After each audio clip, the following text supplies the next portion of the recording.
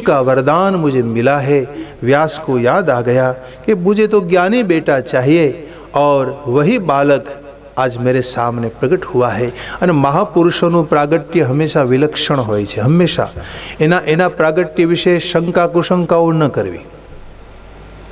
આપણે ત્યાં એવા એવા ભક્તો થયા છે કે જે શિવલિંગમાંથી પ્રગટ થયા હોય, शिवलिंगમાંથી। मैं आपको कथा सुनाऊंगा आगे। एक आचार्य हुए हमारी रेणुकाचार्य एक साथे 1 करोड़ रूप धारण कर्या અને રાવણની પાસે એને પાર્થિવ પૂજા કરાવી હતી। પાર્થિવ 1.25 કરોડ पार्थिव लिंग की पूजा नो रावण नो संकल्प एने पूर्ण कर्यो तो। ये रेणुकाचार्य शिवलिंग में से प्रकट हुए थे। तो बुद्धि थी जो तमे कल्पना करो, बुद्धि थी तर्क करशो तो ये बात आपकी बुद्धि में नहीं बैठेगी। लेकिन कथा तो कोई बुद्धि की बात थोड़ी है, तो श्रद्धा की बात है। कथा तो भाव प्रदेश में प्रवेश करते उसको समझ में आती है। और इसलिए महापुरुषना प्रागट्य हमेशा विलक्षण होय छे। ये तो केवल हम माने, बस विश्वास करें, भरोसा रखे, ये जरूरी। तो इस प्रकार भगवान शुकदेव जी प्रकट हुए। इसमें लिखा है कि त्यार पछी शुकदेव जी ना जन्मना संस्कार करवामां आव्या। जात कर्मादिकम चक्रे देवताओं दुदुंबियोना नाद कर्या छे। अप्सराओं पोतानो हर्ष व्यक्त कर्यो। गंधर्वो पधार्या, एमणे पण अनेक प्रकारे पोतानो हर्ष व्यक्त कर्यो। अंतरिक्षमांथी फूलोनी वर्षाओ थवा लागी छे। देवताओं आवीने शुकदेवजीनी प्रशंसा करी, दर्शन कर्યું। सब दर्शन करके वहां से गए और फिर बाद में अपने बेटे का आलिंगन किया भगवान व्यास ने।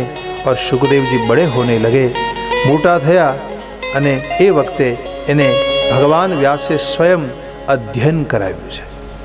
अनेक प्रकारे अध्ययन कार्य व्रतानि ब्रह्मचर्यस्य चकार विधिपूर्वकम। शुकेति नाम पुत्रस्य चकार मुनि सत्तम। नाम आप्યું शुक, शुक नाम आप्યું शुकदेव। शुक शा માટે? તો કે પોપટીને જોયા પછી અપસરાએ પોપટીનું રૂપ ધારણ કરેલું અને એને જોયા પછી મનમાં જે થોડી કામના જાગી અને એ દરમિયાન પુત્ર પ્રગટ થયા એટલે નામ રાખ્યું શુકદેવ। અથવા તો શુકનો એક બીજો અર્થ તમને કહું। શુક, શુક કોને કહેવાય? સંસ્કૃત વ્યાકરણ પ્રમાણે શુક શબ્દની વ્યાખ્યા છે શુક્લમ કાયતિ शुद्धम कायति। कायति इति गायति इति शुक, ये अर्थ है। संस्कृत में कै अने गे धातु नो अर्थ है गावू। कै अने गे बने समान धातु है। कै अथवा तो गे एने एने गावू ए अर्थ में लीधी है। तो शुक्लम कायति शुद्धम कायति मतलब जेवू होय एवुं ज गाय, जेवी होय एवी ज कथा तमने संभळावे एने शुक कहेवाय। कोई मिलावट नहीं, कोई मेळवण नहीं, कोई भेळसेळ नहीं, जेवी होय एवी शुद्ध कथा तमारी आगळ रजू करनारो कोई होय एनुं नाम शुक। शुद्ध रूप में जे तमने कथा संभळावे एने शुक कहेवाय। शुक्लम कायति शुद्धम कायति, कायति इति गायति इति शुक। એટલે તો તમે આપણે સાંભળ્યું હશે શ્રીમદ ભાગવતમાં કે ભાગવતજી સુખદેવજી મહારાજે ગાયું, પરીક્ષિતને સંભળાવ્યું, જેવી હતી એવી જ કથા સંભળાવી। અને આપને ખ્યાલ હશે કે સુખદેવજીએ એક જ વાર કથા સંભળાવી, एक ही बार सुनाई। बाद में सूत ने तो अनेक बार सुनाई, लेकिन सुखदेव जी ने एक ही बार सुनाई। और सुनाने के बाद सब लोग गाते रहे, गाते रहे, गाते रहे, आज भी गाते। फिर दूसरी बार शुक बोले नहीं।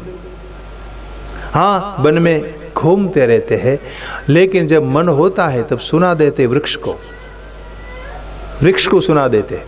जाड़वानी हमें बेह जाए और जाड़वाने कथा संभळावे, एने श्रोतानी जरूर नहीं। वृक्ष को वैष्णव मान लेते हैं और भागवत के श्लोकों को गा लेते हैं शुक। तो कहने का भाव यह है कि ये है शुक।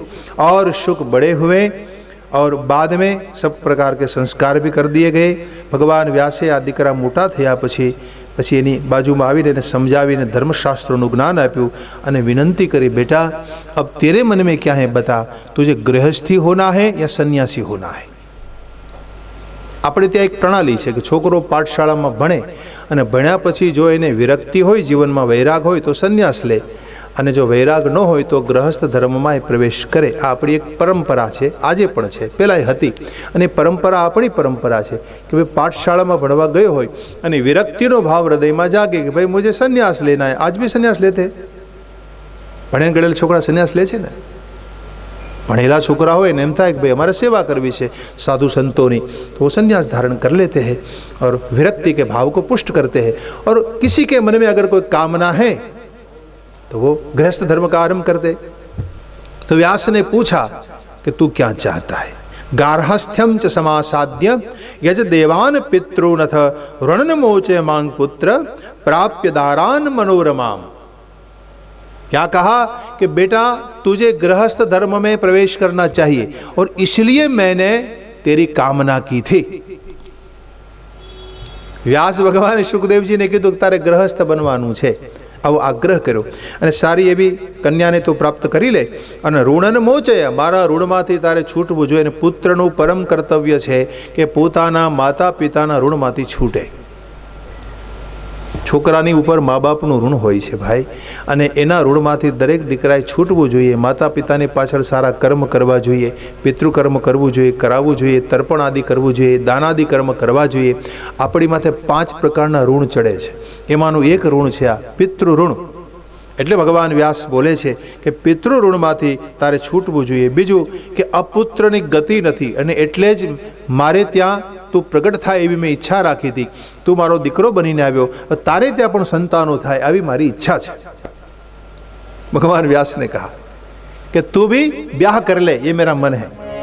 अपुत्रस्य गतिर्नास्ति स्वर्गो नैव च नैव च तस्मात् पुत्र महाभाग कुरुष्वाद्य गृहाश्रमम् कृत्वा गृहाश्रमं पुत्र सुखिनं कुरु मांशुक आशा में महती पुत्र पूर्यस्व महामते. અને મા બાપની ઈચ્છા પૂર્ણ કરે ને એ જ સાચો દીકરો છે. માતા પિતાની ઈચ્છા પૂર્ણ કરવી એ પુત્રનું પરમ કર્તવ્ય છે.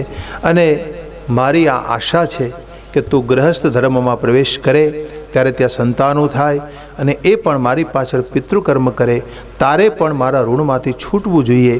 इसलिए मैंने तुझे ये जगत में बुलाया है और शिव कृपा से शिव का वरदान लेकर मैंने तुझे पाया है. तो मेरा ये मन है कि तू ये मेरा मान रख ले, बस ये मेरा मन है.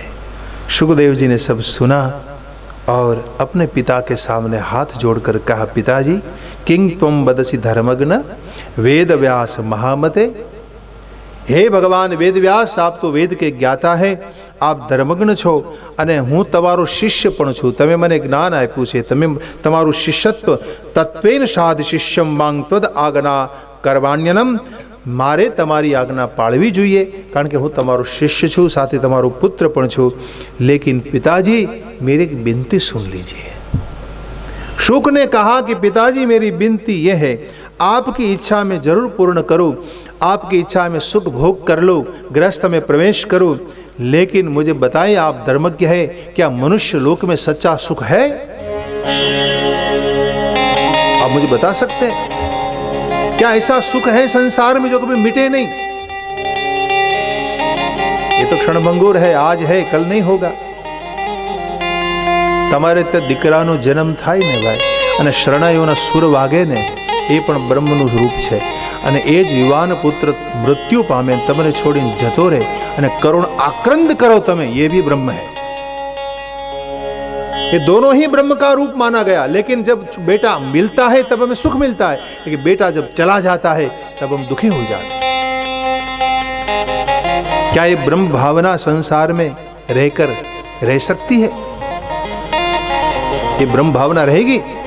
कहा पिताजी मेरी बात सुनिए, इस संसार में सुख है ही नहीं. किंग सुखम मानुषे लोके ब्रूहितात निरामयम दुख विघ्नम सुखम प्रागना न वदन्ति सुखम किल. स्त्रियम कृत्वा महाभाग भवामि तदवशानुग सुखम किंग परतंत्रस्य स्त्रीजितस्य विशेषत.